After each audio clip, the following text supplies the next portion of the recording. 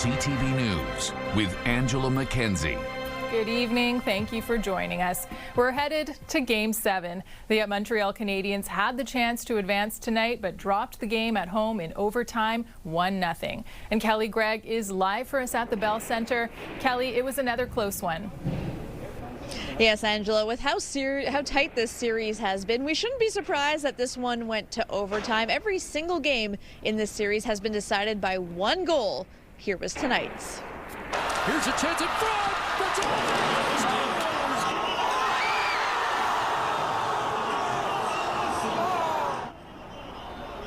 It was 9 minutes into overtime that Tampa scored with the puck right on the doorstep. Fans inside and out, disappointed by the loss, but despite it being scoreless through regulation, it was an exciting game. Martin St. Louis mixing up the lines. We saw Anderson on the top line in the spot usually taken by Juraj Slafkovsky.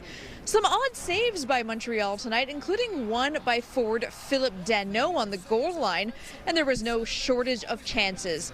That turned into a goaltending battle. The shots were 33-30 for the Lightning. Now, post-game, Martin St. Louis said it's hard not to love a game like that despite the result.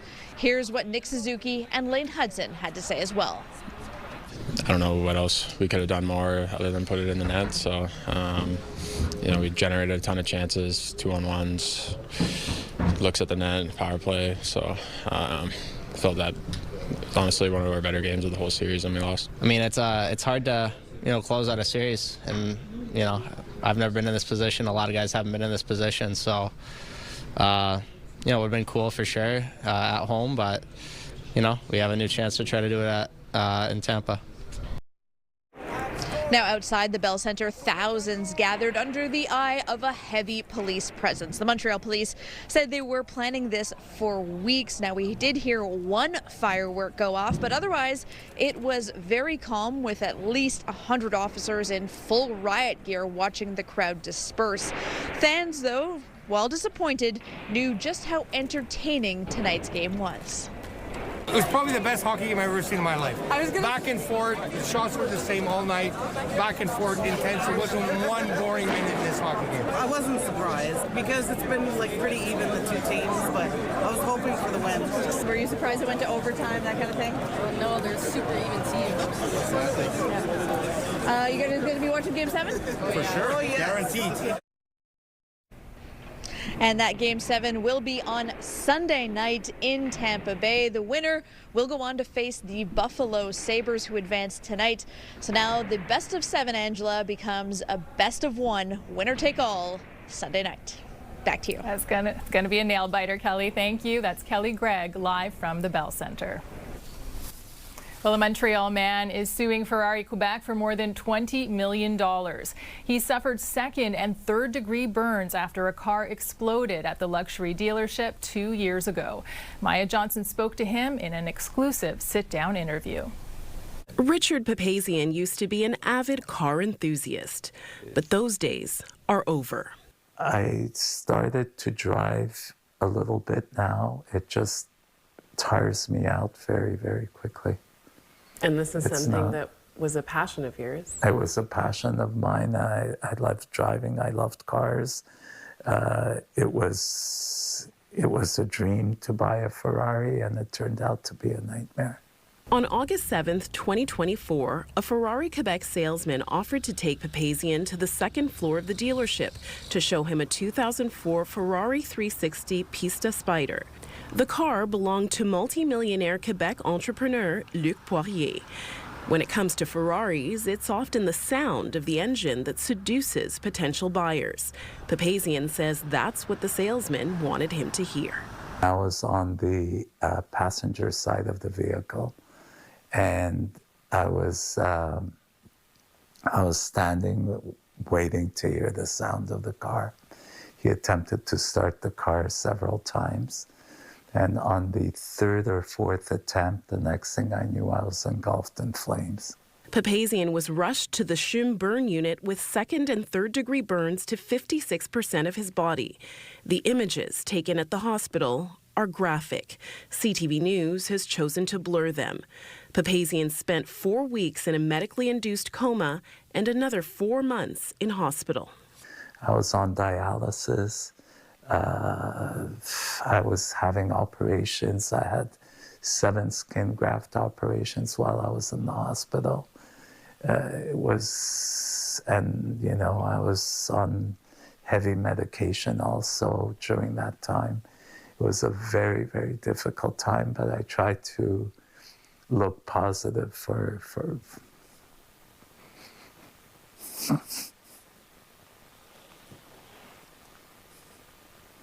I tried to look positive for my family, but it was so difficult. Papazian later learned the fuel rail and injectors had been removed from the engine of Poirier's car by a master technician weeks before his fateful visit. In a $20.8 million lawsuit, Papazian alleges this was done, quote, without taking any precaution to prevent anyone from starting the engine, thus rendering the Ferrari 360 a dangerously compromised vehicle that had become a ticking time bomb. The Ferrari Quebec dealership belongs to Gad Biton, president of the Holland Automotive Group. Papazian says Ferrari Quebec hasn't returned the $20,000 deposit for the car he was originally planning to purchase. CTV News reached out to the lawyer representing the dealership, Biton, and the other parties named in the lawsuit, but did not receive a response. And during all this time, not one person from Ferrari Quebec reached out to my family to offer them support. CTV News obtained a copy of an incident report prepared by Montreal police after the explosion. The report concludes the fire was accidental and caused by a series of human actions that left Papazian with serious injuries. But several pages of the report are heavily redacted. The SPVM declined our request for an interview, providing a written statement instead. The SPVM is not in a position to comment on the lawsuit referenced in your request. This matter concerns a civil proceeding between private parties. As a public security organization, the SPVM must refrain from making any statement that could be perceived as influencing, validating, or contradicting matters currently before the courts. Meanwhile, Papazian says even the smallest things can be big triggers. It was my birthday, and we went out, and they brought the cake with sparklers, and I didn't sleep all night because of it. Still, he says he's grateful he's lived to see another birthday. Maya Johnson, CTV News. There was more shock at the pumps today. The price of gas is once again more than $2 a litre in Montreal, and it looks like it's going to be an expensive month of May. Matt Grillo reports. It is déjà vu for Montreal motorists. It's a little expensive now, but what we can do, we need it. I can't do nothing for it.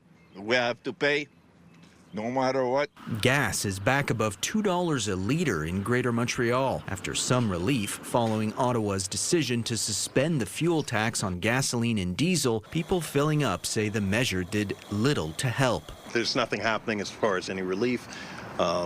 This isn't helping us at all, and they don't care. It's just a smokescreen. That's all it is. According to Quebec's Energy Board, the average price of gas in Montreal on Friday is $2.02. It was $1.91 on Monday. All in all, net increase of about 12 cents a litre, and that means that prices are likely to remain now above the $2 range for the foreseeable future. Dan McTagg says without the relief from Ottawa, gas would likely be around $2.15 a litre. But he says prepare yourself for that price later this month. The prices you're paying today, get used to it. May could see prices add another 25 cents a litre and break all-time records here in Montreal. Premier Christine Fréchette would not commit to a provincial tax cut on fuel, but she says she wants to help Quebecers another way. I'm thinking about the car registration to give money back to Quebecers because if the government has benefited from the price increase, we need to get that money back to Quebecers. With many feeling powerless as the price at the pump just keeps going up. Matt Grillo, CTV News. Also affecting drivers, the city of Longueuil says to expect more road work and more orange cones this summer. There is infrastructure work to do, plus the city is adding 150 new speed bumps to slow down traffic. Matt Gilmore reports. This speed bump in Greenfield Park is one of just 6 in the entire city of Longueuil. A fact many residents were surprised to learn. Il y a juste 6 au total. Oh my God, c'est vrai? Mais non, il va falloir qu'il en mette. In recent years, the city has tried a number of different strategies to get drivers to slow down. The speed limit was lowered to 30 kilometers an hour on residential streets, but it hasn't had the desired effect. C'est vrai qu'il y a beaucoup d'excès de vitesse pareil, là. Road safety was a major concern during the last municipal election, and Longueuil's deputy mayor says the city is planning to address it by adding more speed bumps this summer. We will have 156 speed bumps at the end of the summer. Sylvain Lambert says the focus will be in front of schools and parks, where local residents say speed is a constant issue. It's very much, yes. The kid is over there, very be careful. And, you know, you got to be careful, and that's it. This summer, Lambert says Longueuil residents should expect to see more construction sites and orange cones than usual. He says in addition to the new speed bumps, the city's water infrastructure needs urgent work. They have to suffer a little bit to have a nice and a secure city. Back in Greenfield Park, there's an ongoing debate over the size and shape of the speed bumps. You look at the size of it, and any low-slung sports car, especially the first few days, all kinds of cars got damaged by going over that. I come from St. Lazare. The shape of our speed bumps is more steep, I guess, and I think more effective in slowing the traffic down. Either way, expect a bumpier ride in Longueuil this summer, and not just because of the potholes. Matt Gilmore, CTV News. Major work will also be taking place on the Mercier Bridge this weekend. Traffic will be restricted to one lane in each direction starting at 3 a.m. Saturday and lasting until Monday morning. Meanwhile, the southbound Côte de Liesse service road will be closed near Highway 13 starting tonight until Monday. The CAQ MNAs are in Rivière-du-Loup to discuss priorities for the rest of the National Assembly session. Deputy Premier Yann Lafrenière said one bill he expects to pass is Claire's Law, which would allow people to access information about a partner's history of domestic violence. Now we're talking about 9 feminicides, 9 women that were killed because they were women. So this is important. This is another tool that we want to have as a nation, and all the oppositions. They want the same thing. Several Canadian provinces have already adopted this type of law, including Saskatchewan and Manitoba. Well, the new leader of the Quebec Liberals gave a speech at the Montreal Chamber of Commerce today. Charles Milliard said if elected, the Liberals would back major renovations for the Metro and offer incentives for the construction of new homes.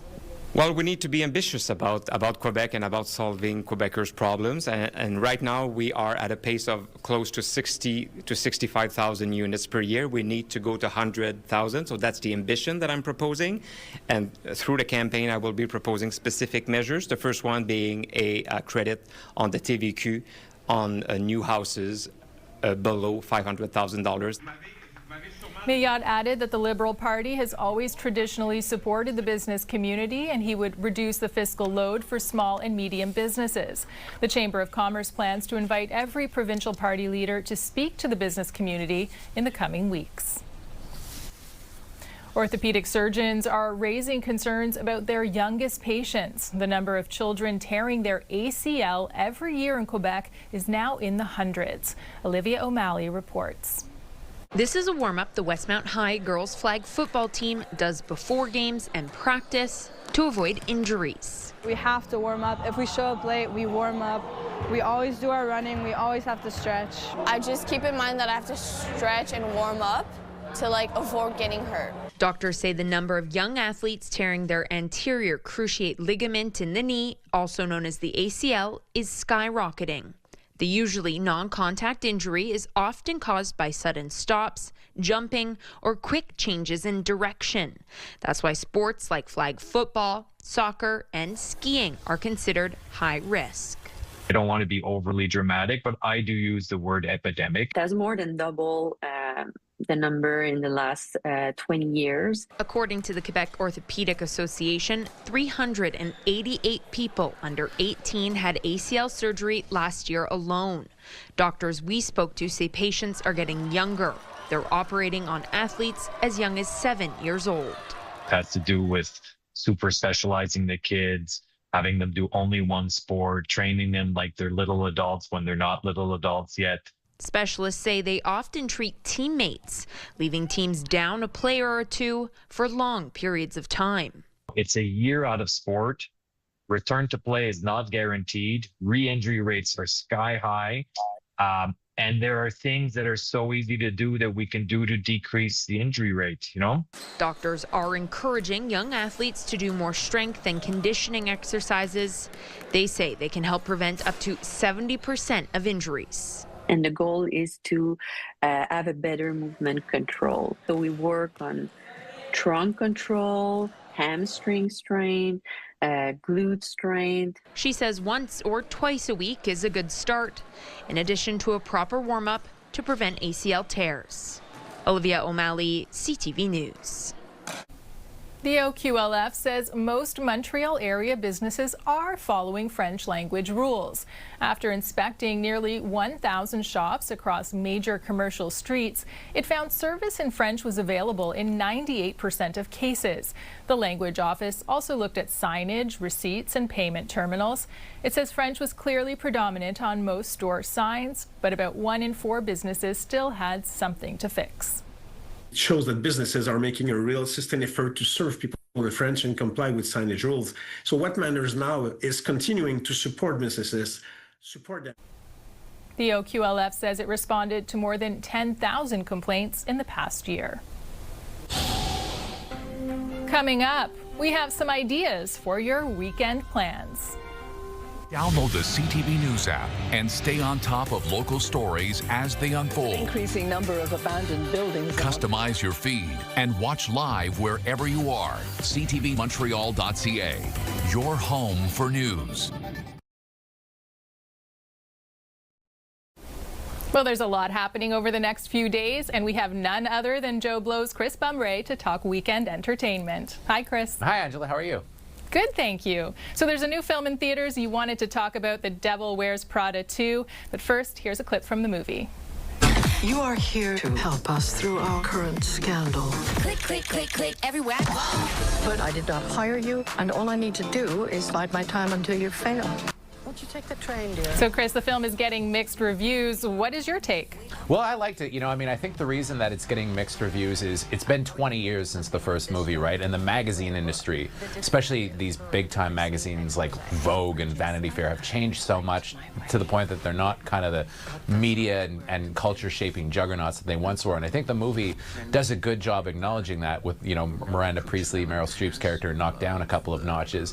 I think people don't necessarily like that dynamic. I think they were kind of just hoping for a replay of the first film. That said, I actually respected that they did try to acknowledge that, hey, the game has changed and the industry has changed a lot and everybody's struggling now. And, you know, I thought that Meryl Streep was great, Anne Hathaway, Stanley Tucci, excellent clothing on Stanley Tucci. As a bald man, I really respect his clothing choices and his very tasteful glasses. So I enjoyed the movie. It's not as much of a kind of a slam bang piece of entertainment as the first one, but it did the job. Yeah, I think I want to watch it just for the clothes, for sure. The clothes are outstanding. The budget for the clothing in the movie must have been off the charts. So, okay, moving on to Montreal Toy Con. This isn't just for kids, though, Chris. No, it's not. I mean, the thing is, nowadays, people are going to these things because of collectibles, right? Particularly Funko Pops. I actually had a friend who had a whole room full of Funko Pops they sold for thousands and thousands of dollars because they're limited editions, right? They only print several, like a couple hundred of each. So if you want to go get some of those, you want to get other collectibles, comics, and you want to cosplay, it's the place to be this weekend. It's at the Courtyard Marriott near the airport, Saturday and Sunday, free admission. Although you'll be spending a lot of money on stuff, probably. Yeah, it sounds like it. And finally, Sketchfest is back. So what should we be looking forward to this year? So this is at Théâtre Sainte-Catherine. It's you know, a nice mixture of amateur sketch artists and people that have been doing it for years. But there's an interesting event that's happening on Tuesday night that's sponsored by Just for Laughs, where it's 10 sketch artists from around Montreal presenting their characters, and the winner actually gets to be part of Just for Laughs' New Faces of Comedy this summer. So who knows? Maybe a star will be born. Yeah, we might see a new Seinfeld or somebody coming. Who knows? And he is coming to town, so you never know. Exactly. All right. Thanks for this, Chris. We'll see you next time. My pleasure. Thanks for having me, Angela. The Montreal Canadiens have been forced to confirm that the man arrested at the White House Correspondents' Dinner last weekend never worked for the team. And that's because Facebook and other social media sites have been flooded with AI-generated images showing the accused gunman wearing Habs gear, including a lanyard and company ID card. There are similar fake posts linking the man to many other sports organizations. People who study misinformation say the goal is to make money from users. So it seems like the main goal seems to be financial. Actually, we're seeing a lot of the patterns we're seeing are similar to the fraudulent ads that were circulating during the last federal election. So there are pages that are spreading like clickbait or outraging stories to lead you to visit a website, and then that website actually is a scam. And we have more on this story on ctvnewsmontreal.ca. Well, this week, Montreal is hosting the largest food innovation trade show in North America. Producers from 55 countries are at the Palais de Congrès to share their food and find new markets. Among the biggest trends of 2026 are sweet and spicy flavors, non-alcoholic beverages, and foods high in protein and fiber. And while last year's tariffs hit the global food industry pretty hard, organizers say producers are bouncing back. I would say the main one is growth. Back to growth. 25 was a bit complicated year due to the tariff issues. This year there is a growth of 20% of the exhibitors. Everything is being reshuffled on the Canadian markets. The buyers are looking for new suppliers. The manufacturers, Canadian manufacturers, are looking for new markets, new buyers. The trade show wraps up today. 17 people will be invested into the Order of Montreal next week. Bruni Surin will be named a commander, which is the highest rank of the civilian honor. He'll be joined by entrepreneur and philanthropist Stephen Bronfman, as well as Christiane Ayotte, former director of the Doping Control Laboratory. The ceremony takes place next Friday. Menswear provided by Ernest. Elevate your style with Ernest.